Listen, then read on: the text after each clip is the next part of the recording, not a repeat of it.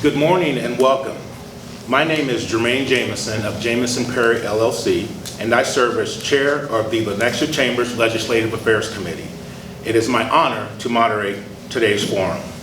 On behalf of the Johnson County Public Policy Council, a collaboration of all 10 area local chambers of commerce, and particularly on behalf of today's hosts, the Shawnee and Lenexa and Olathe Chambers of Commerce, thank you for joining our candidate event featuring Kansas House District 30.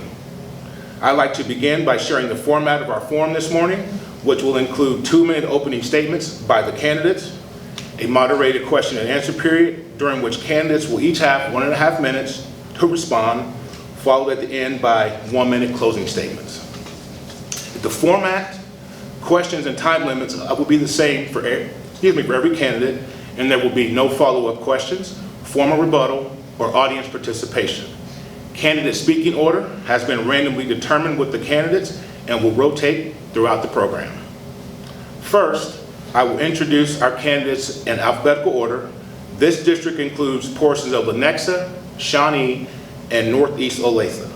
Betsey Lasister. She's a Democrat candidate that's raised in Johnson County and graduated from Emporia State University and worked as a high school educator prior to attending UMKC School of Law. After earning her law degree, she worked as a judicial clerk, a private practice litigator, and in the public sector. She also volunteers for a number of civic and professional organizations. She and her family live in Lenexa. Laura Williams, Republican candidate. Laura Williams was first elected to represent House District 30 in 2022. She is a graduate of Shawnee Mission School District and the University of Kansas, is a small business owner in digital marketing and social media consulting, and enjoys serving as a community advocate and volunteer. She and her family live in Lenexa. And we will now move on to opening statements. And each candidate will have 2 minutes to present their opening statements, and we will begin with Laura. Hi, I'm Laura Williams. I am the current representative for House District 30, and I am a 25-year resident of Lenexa. For me, things that are important, I'm a mom to 2 young kids, and one of the things that I love about serving is getting to represent a small business perspective. In the legislature, I started my own small business when my daughter was 4 months old. It was a way that we could have an additional source of income to pay our bills, but also at the same time I couldn't afford childcare, so it allowed me to work from home as well. And so serving in the legislature these last 2 years, I served on the House Commerce Committee. I served on energy, utilities, in telecommunications. I served on the House Financial Institution and Pensions and our general government budget. So there have been a lot of different perspectives I've been able to share as a young woman in the legislature, whether it's from a small business perspective or just even from the child care aspect. These issues I recognize are huge issues for all Kansans, and so how can we be able to lower the cost of living for Kansans, be able to have affordable and accessible childcare here in Johnson County, and continue to make sure that we have some of the best schools here. So thank you for having me today, and I'm excited for this forum. Thank you, Laura. Now Betsey. Hi, I'm Betsey Lasister, and I'm proud to be the Democratic candidate for House District 30. I'd like to thank the Chamber for hosting and for everyone who watches at home. So I'm a first-time candidate. I am new to the political arena. I've never held elected office, but I'm not new to Johnson County, and I know how to get work done. I was raised in Overland Park in a proud Union family, and I started my career as a Kansas public school English teacher. I taught 9th grade. Now I'm a lawyer, I'm a mom. My husband and I own a small business, and we're raising our family in Lenexa. I understand what matters to Johnson County families because just like them, I live it every single day. I decided to disrupt our quiet life and enter politics because I saw our current representative not voting against the will of constituents. I also watched as the supermajority continued to chip away at our rights. They were eroding public schools, and they were prioritizing special interests over Kansas families and Kansas seniors. In the State House, I'll work with anyone on either side of the aisle who wants to lower costs for families, including addressing childcare, to protect autonomy over our bodies, and to prioritize our public schools and truly grow our economy. I look forward to the conversation, and thank you for having me. Thank you both. We will now move to the moderated portion of the forum. Each candidate will have 1.5 minutes to respond, and the speaking order will rotate with each question. So let's begin. Question number 1. What are your views on state tax policy, being as specific as you can? Betsey. Thanks to prudent fiscal management by Governor Kelly's administration, we are in a good position to adopt meaningful and sustainable tax relief for Kansas families. I support responsible tax cuts for all, especially hardworking families. We cannot afford to take our state back to the days of financial mismanagement, chronically underfunded schools, and crumbling roads. I will advocate for tax policies that truly grow Kansas's economy and support working families, including considering reinstating the LAVTR, fighting to expand Medicaid, because in Johnson County alone, they're losing out on $12 million that they're spending on ambulance and mental health services that would, and expanding Medicaid would provide tax relief in that area, and including readopting the homestead exemption for renters. Thank you. And Laura, I will ask you the same question. So what are your views on state tax policy, being as specific as you can?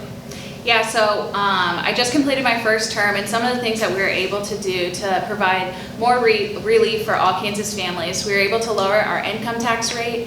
We eliminated the state income tax on Social Security. We doubled the child care tax credit to 50% of the comparable federal tax break. So those are just a few things that we've been able to accomplish these last 2 years. And I think as we're looking forward to what's to come, I've knocked thousands of doors, and one that I've heard over and over again that's an issue for Kansas families is property taxes. And so how can we as a state lead in that property tax conversation, and how can we be able to come together with our cities and our counties to help give relief for all Kansas families? I think that's important, and that is what I'm hearing at the doors.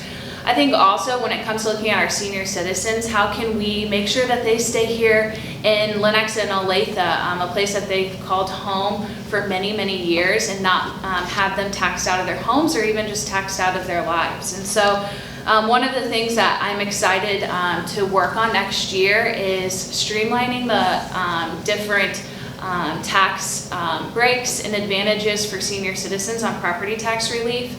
I think the system is very confusing, and so how can we make this a better process for senior citizens? I think also as we're looking at property taxes, we could extend the cap on, I'll just end there since I'm out of time.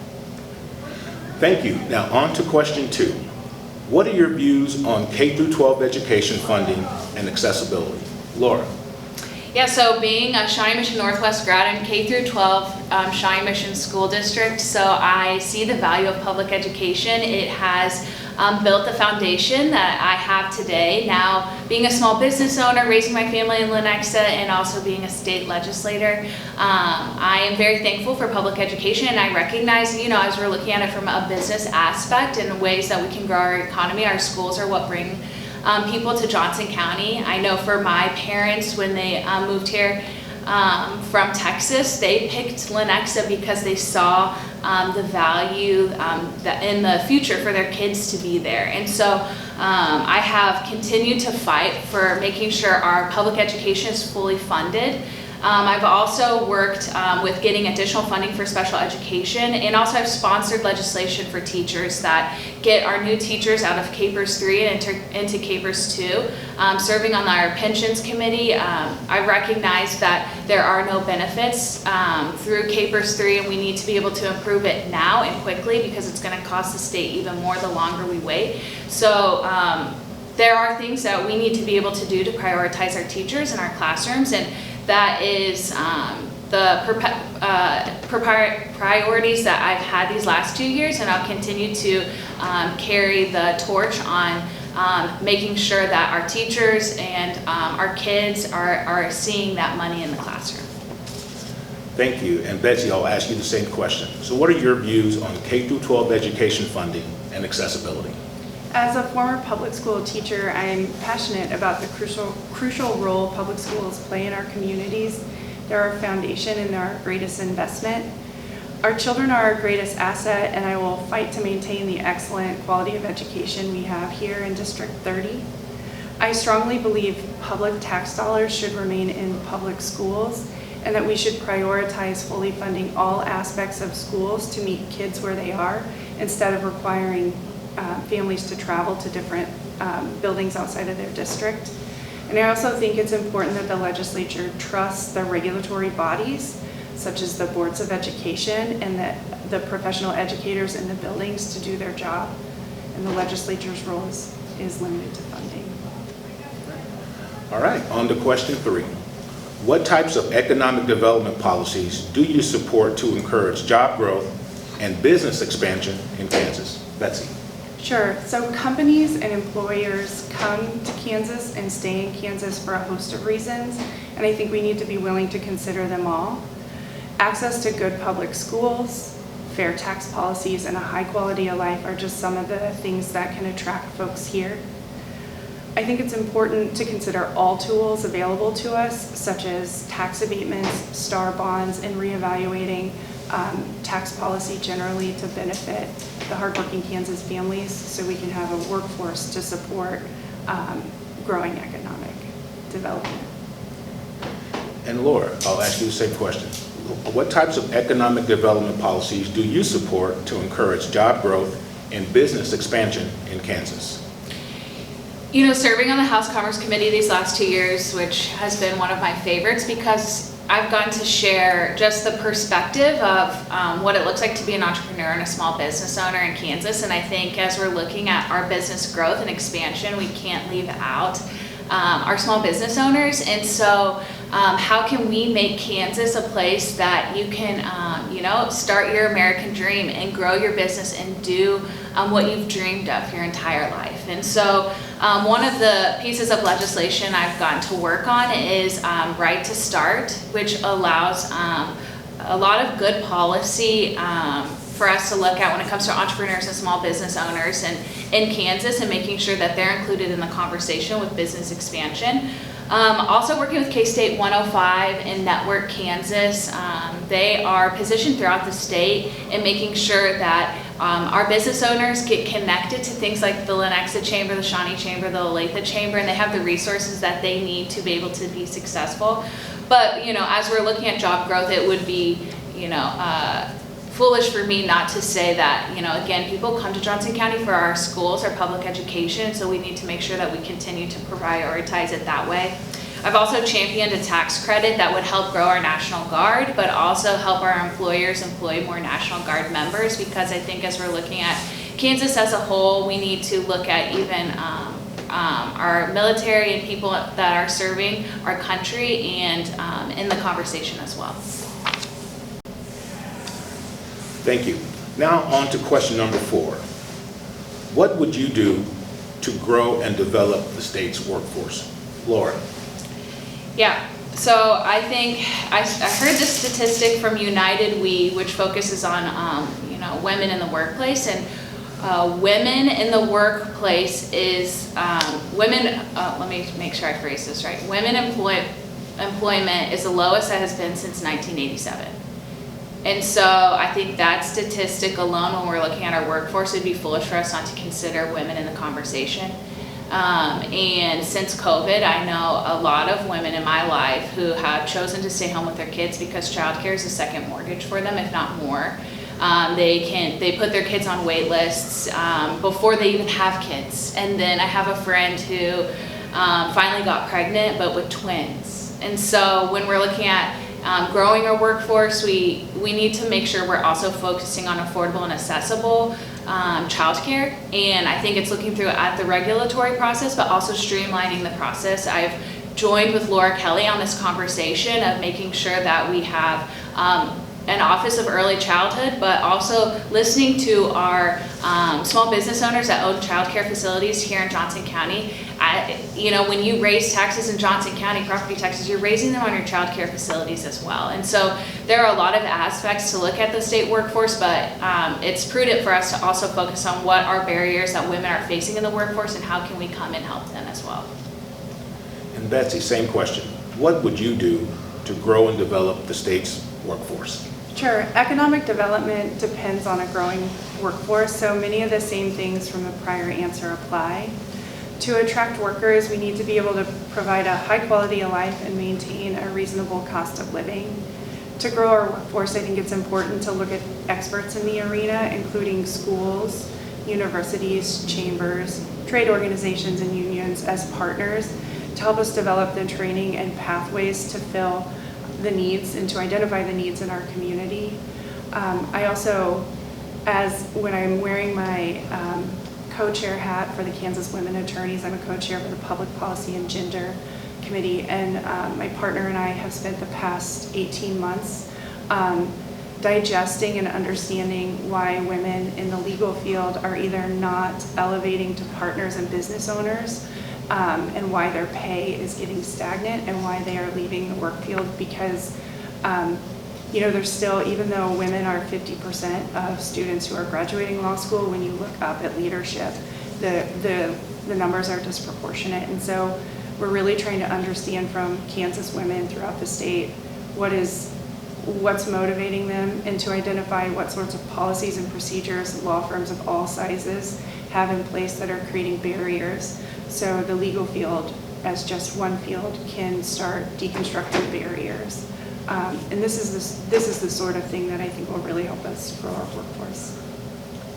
Thank you. Now for question 5. What are your views on the state's role with respect to ensuring access and affordability of post-secondary education? Betsy. Sure. As someone who has an associate's degree from Johnson County Community College, a bachelor's and a master's from Emporia State, and a law degree from UMKC across the state line, I truly value post-secondary education. I believe the state should play a proactive role in making post-secondary education accessible to all who are interested and desire to attend them. We also need to make sure it's affordable. This includes increasing funding for our post-secondary schools, including universities and community colleges, expanding scholarship programs to remove barriers, and reducing student loan debt, so once students graduate, they can kind of get off to living their high quality of life here. But as the daughter of a union electrician, I realized that there's not a one-size-fits-all for students traveling from high school to adulthood, and so we also have to support alternative pathways such as vocational training and apprenticeships to provide diverse educational opportunities for all Kansas students. And Laura, so tell us your views on the state's role with respect to ensuring access and affordability of post-secondary education.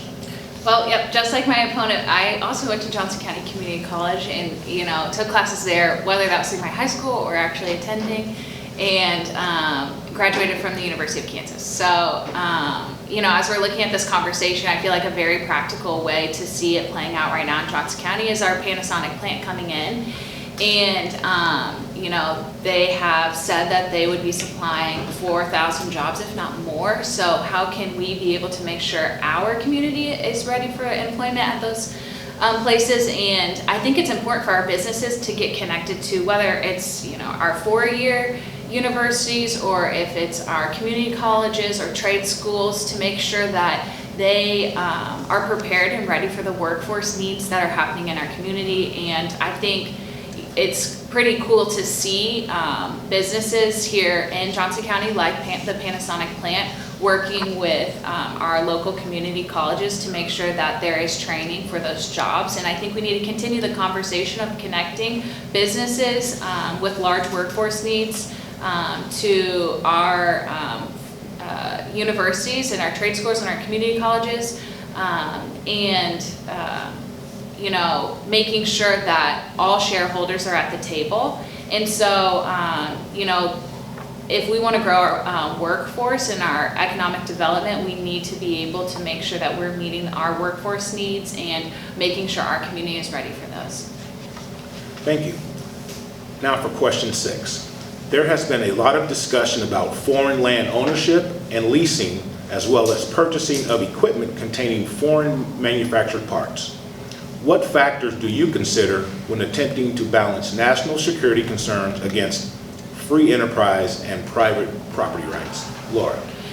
Yeah, so I served on the House Financial Institutions and Pensions, where we looked at our CAPERS fund and making sure we're divesting funds from countries of concern such as Russia and China. And so making sure we're protecting not only our pension fund from any type of freezing of assets in the future of the market. That's one thing that we've worked on, but also I think, as we're looking at land ownership and leasing, we need to make sure that people here in Kansas have an opportunity to live and, like I stated earlier, have their dream of the life that they always dreamed to have here in Kansas. And as we're talking about this conversation of protecting our military installations in our own state from countries of concern, it's a very complicated issue, but I think we need to make sure that we're protecting Kansans and our military installations, and while also protecting the right to do business here in Kansas. And so there's, I could get in the weeds, but there's a CFIUS on a federal level that allows for approved business ownership, and I think that's something that, after talking with business owners here in Lenexa, maybe we need to be able to streamline that process to on a state level to make sure that businesses from countries of concern that are coming into our state to buy up large pieces of land are approved and can go through that process of making sure that we can protect Kansans through that as well. Thank you. And Betsy, same question to you. There's been a lot of discussion about foreign land ownership and leasing, as well as purchasing of equipment containing foreign manufactured parts. What factors do you consider when attempting to balance national security concerns against free enterprise and private property rights? Sure. So balancing national security and free enterprise requires a thoughtful, pragmatic approach. We should ensure stringent review processes for foreign investment in critical fields such as infrastructure and agriculture to protect our national security. At the same time, we must promote a fair business environment that that respects private property rights. I think transparency and collaboration with all levels of government, including the federal agencies, are key in addressing concerns.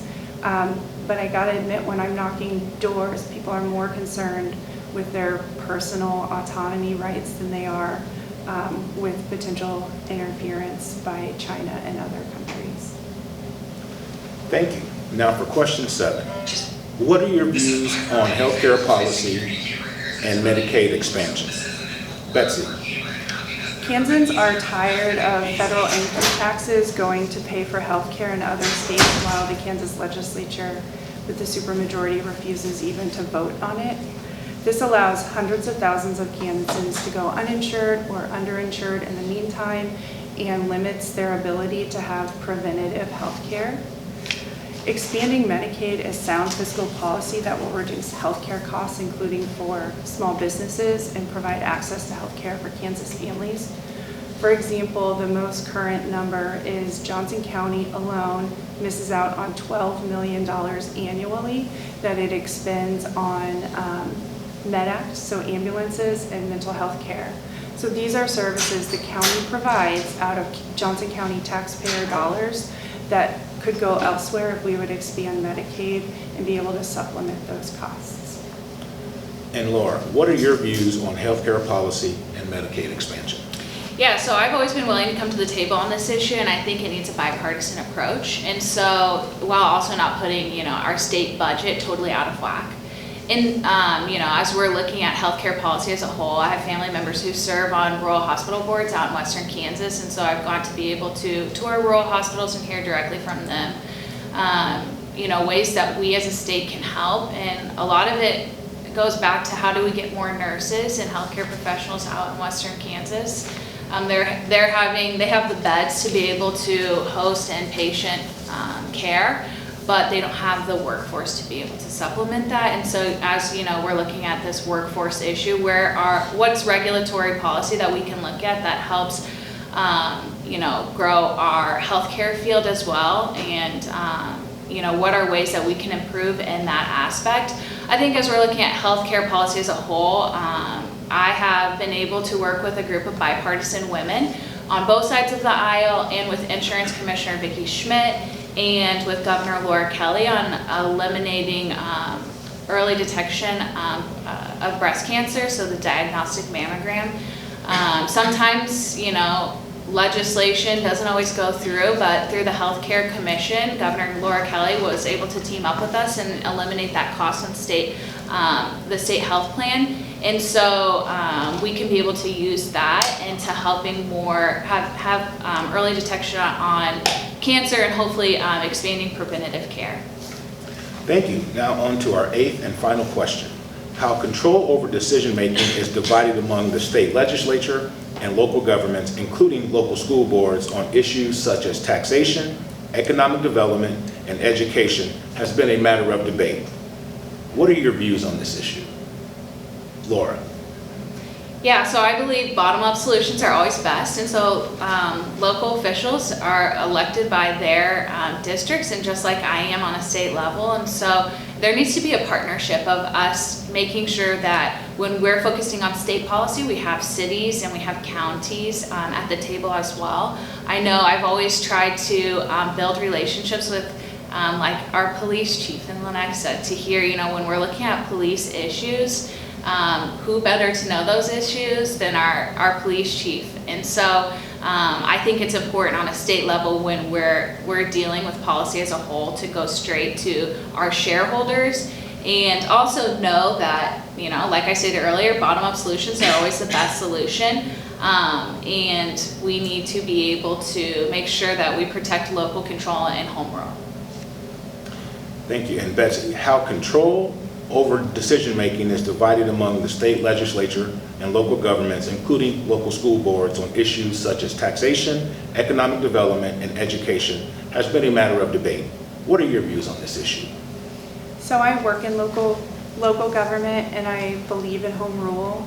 I think the entities who are closest to the people, such as our municipalities, our cities, and our counties, or our regulatory bodies who have the most expertise, such as our school boards, and our Board of Healing Arts, should be granted the autonomy to govern because they're the experts. However, I think it's important to balance state input to ensure that there is consistent standards across the state and adequate funding to ensure equity across the state, so your opportunities and access won't be so dependent upon where you happen to live.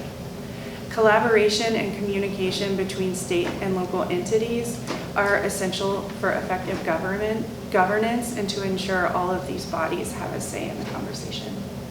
Thank you. Well, that concludes the question and answer portion of the forum. We will now move on to closing statements, in which candidates will each have 1 minute to present closing statements, given in reverse order of opening statements. Please be sure to highlight what distinguishes you from your opponent. Betsy.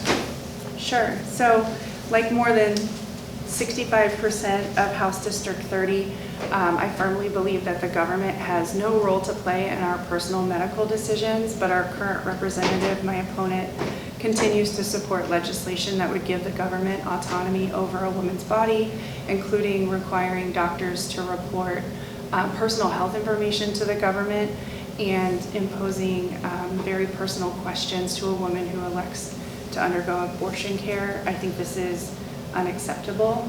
I think that's one of the things that distinguishes us the most. I do appreciate the Chamber for opening up this conversation today. I appreciate the opportunity to discuss the issues that matter to House District 30 residents. Every election is important, and this one is no different. And while the top of the ticket often gets the most attention, our state and local races really have a big impact on how we live our lives, how we're able to run our businesses, and how we raise our families. as the next representative in House District 30, I will work with anyone who wants to ensure that we have lower costs for families, who wants to protect our autonomy over our bodies, and who wants to prioritize public schools to grow our economy. I'll go to Topeka every day to work for Kansans and not special interests or a political party. You can learn more about me and my priorities on my website, Betsey for Kansas, and I look forward to working with you, and I hope to earn your vote on or before November 5th. Thank you. Thank you, Betsey. And Laura? Well, thank you, Lenexa, Shawnee, and Olathe Chamber for hosting us today.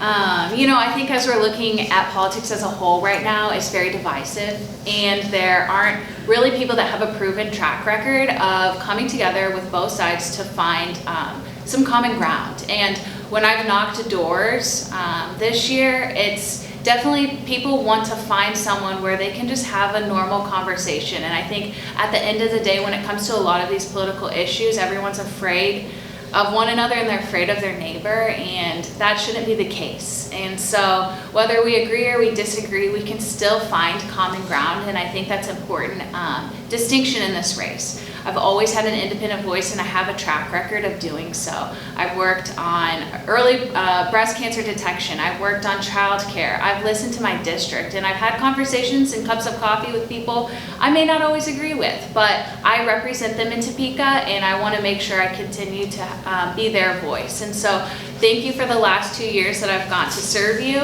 It's really been a privilege to be able to do so, and I hope I can earn your vote on or before November 5th.